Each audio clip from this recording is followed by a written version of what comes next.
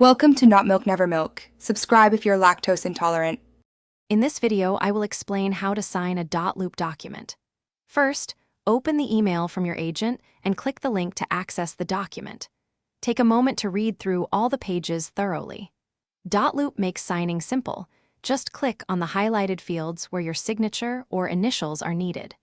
This process is designed for your convenience, ensuring every required spot is easily found and completed.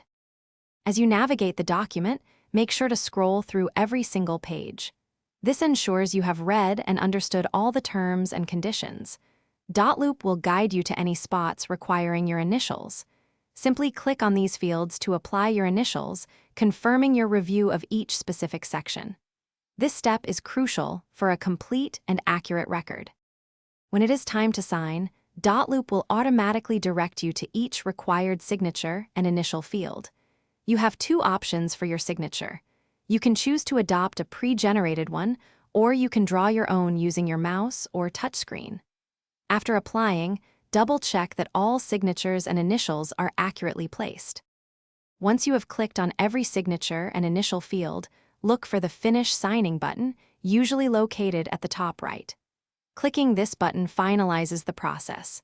A complete copy of the signed document will then be automatically sent to your email address within a few minutes.